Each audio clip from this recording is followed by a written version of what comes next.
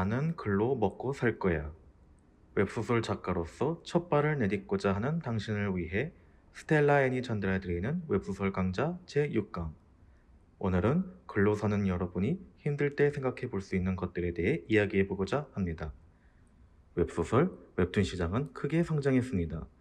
웹 콘텐츠를 판매한 플랫폼 회사들은 어마어마한 매출을 일으켰고, 해외에서도 K-드라마, K-웹툰, K-소설의 인기가 하늘을 찌르는 것 같았습니다.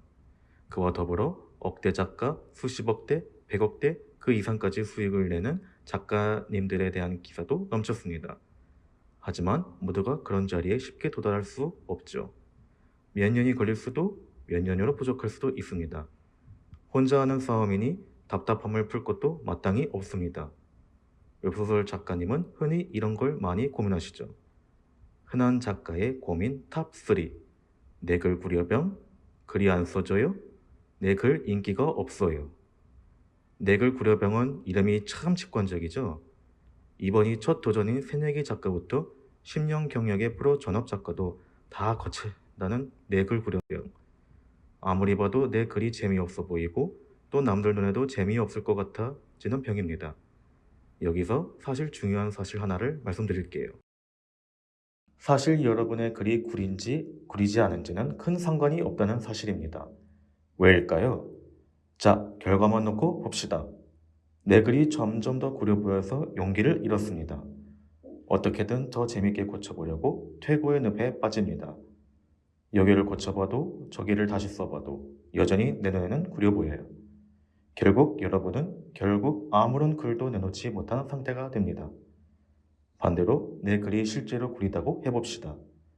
하지만 일단 돌아보지 않고 이를 악물고 막 씁니다.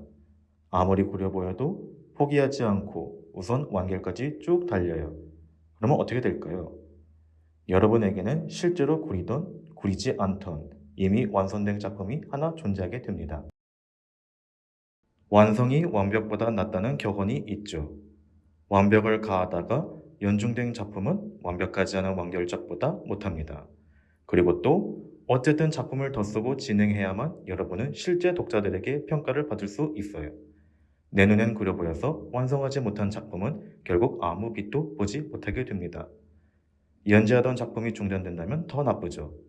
그런 작가는 연중 작가로 낙인 찍혀서 흔히 말하는 믿고 거르는 작가가 되니까요. 0%의 가능성과 1%의 가능성 어디에 거시겠나요? 물론 억울하신 분들도 많을 거예요.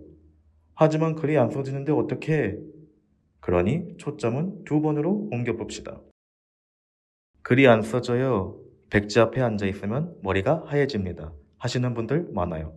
정말 많습니다. 지금 이 순간에도 내가 쓰는 모든 문장이 말도 안 되는 헛소리처럼 느껴지는 분들이 많을 겁니다. 그런 분들을 위해 나온 조건들도 많습니다. 싫어도 계속 쓰기. 첫 번째, 정면 돌파. 싫어도 계속 쓰기. 계속 헛소리를 쓰세요. 물론 내가 생각하기에 헛소리 같을 때가 많을 겁니다.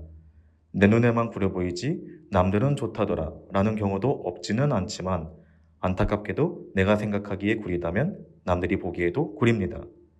그럼에도 불구하고 계속 쓰세요. 스탑워치로 40분을 맞춰두고 그 사이에 한 편을 다 쓰도록 도전해보세요. 한 번 쓴 문장은 절대 고치지 말고 다음 문장만 생각하세요. 어떻게든 몸을 비틀어서라도 하나를 완성해보세요. 아무리 엉망이라도 모든 것이 다 일단 써졌을 때 비로소 문제가 무엇이고 어떻게 고쳐야 하는지 눈에 보일 수도 있습니다. 막히더라도 끝까지 써보세요. 견적은 그 다음에 봐도 괜찮습니다. 그래서 나온 결과물이 형편없다면 어쩌냐고요? 걱정 마세요. 아예 못 쓰는 것보다는 무조건 낫습니다. 두 번째, 내가 원하는 글을 쓰세요. 우리의 뇌는 평온을 추구합니다. 불편한 걸 싫어한다는 소리입니다.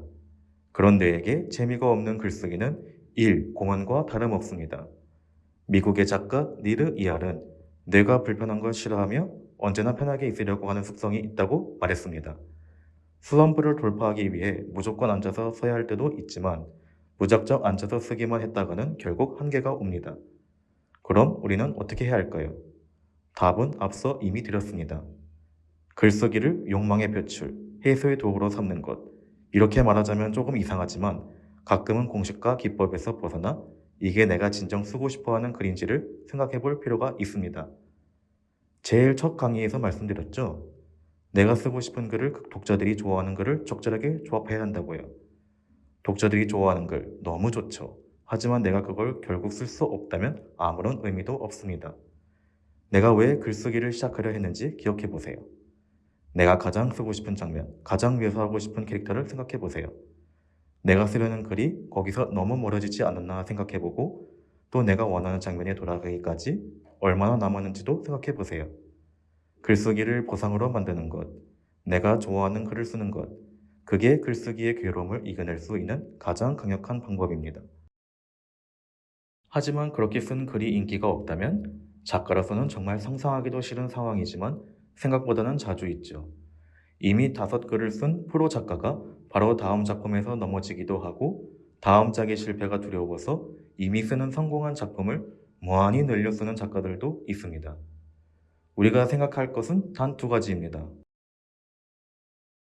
모두가 한 번은 실패한다는 것, 그리고 중요한 건 실패했을 때 다시 일어나는 작가가 되어야 한다는 것. 현 할리우드 최고의 거장 중 하나인 크리스토퍼 놀란도 테넷에서 고배를 마셨습니다.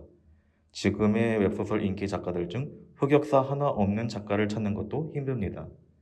그러나 놀란은 오펜하이머로 멋지게 돌아왔고 인기 작가들 역시 실패작보다 성공작의 이름으로 기억되고 있습니다. 많은 사람들이 생각하는 것과 다르게 사실 한 작품의 실패로 웹소설 작가의 커리어가 끝나진 않습니다. 오히려 그런 상황에서 성실하게 완결까지 끝마치는 모습을 보이는 게 커다란 플러스 요인이 되기도 합니다. 많은 독자님들은 히트작이 없는 작가보다 연중 경력이 있는 작가를 더 껄끄러워하니까요. 실패는 뒷걸음이 아닙니다. 반걸음, 반의 반걸음이지만 어쨌든 앞으로 가는 한 발짝입니다. 이 글이 성공하건 실패하건 나는 무조건 앞으로 간다고 생각해 주세요. 세상에 승리만한 사람은 이순신 장군뿐입니다. 그리고 실패했을 때 다시 일어날 수 있는 사람은 실패 근육을 키운 사람뿐입니다. 작가님들이 원하는 목표를 이루실 때까지 응원하겠습니다. 파이팅!